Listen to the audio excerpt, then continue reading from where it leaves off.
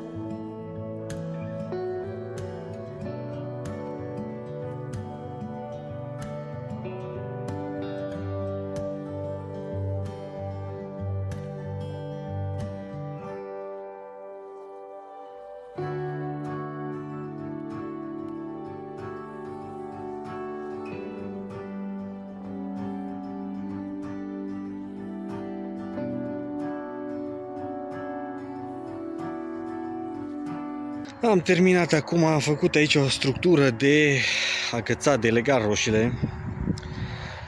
E o foarte mare improvizație făcută, dar nu asta e important, nu arată nici foarte fain, dar ideea e că e funcțională. Am legat din ele, dar mi s-a terminat sfora și o să trebuiască să mai cumpăr niște sforă și o să vin zilele astea să le leg și pe restul, că deja sunt destul de mari.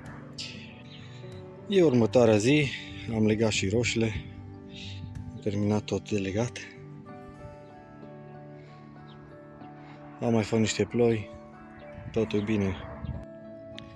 Au fost câteva zile ploioase, vreo 3 până amu.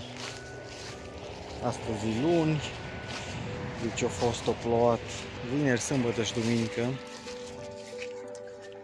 Și nu prea am putut să fac mare lucru pe aici, nici nu a fost. Am venit astăzi să văd ce mai e. Și am zis că dacă tot îi moale pământul și nu pot să continui cu ce mi-am planificat, să mai fac pe aici la roșii, să le pot lega, să fie în regulă grădina. Și m-am mai uitat un pic și la pomi, am mai ciupit unde a trebuit. Și cam asta îi, o să continuăm în spate cu ce mai avem un pic pe acolo, mai am un pic de aranjat locul pe acolo.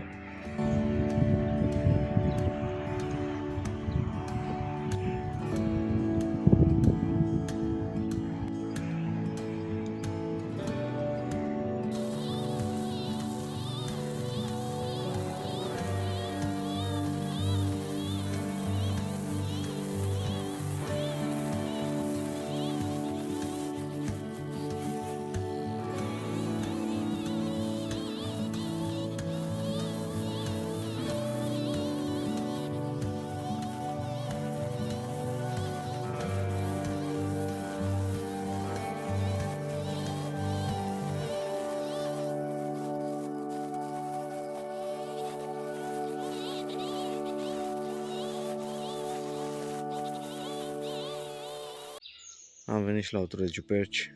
Pădurea e foarte curată. E foarte frumos aici în pădure.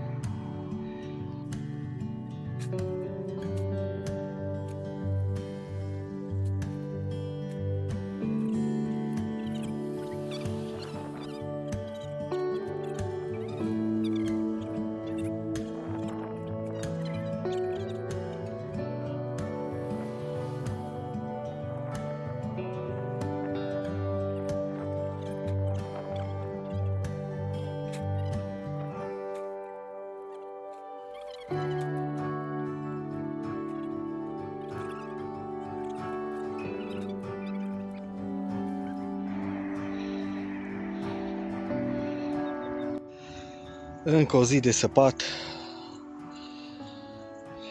Mai am chiar aici în zona asta încă un strat de sub ce am săpat acum. Nu foarte gros și cred că sunt gata. Și mai e puțin acolo în zona aia, mai am de luat un pic. Dar cam așa arată. Mai am un pic. Probabil o zi, maxim 2. Bine, cu cărat sigur îmi ia vreo 2 zile. Și am terminat.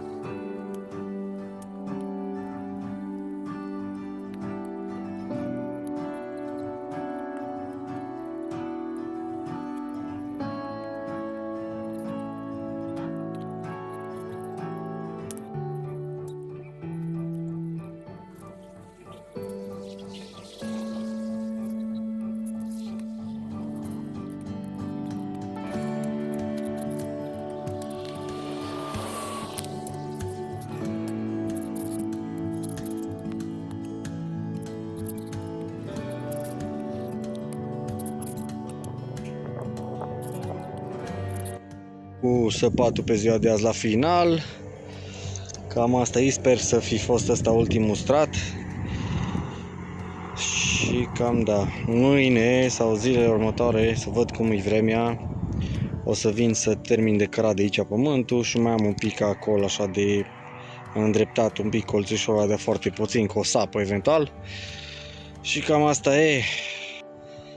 După 2 zile cu ploi am venit și o explozie. Deci cât de mult pot să crească și să schimbe în 2 zile plantele.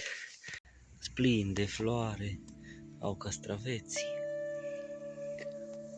Efectiv e o schimbare vizibilă în doar 2 zile.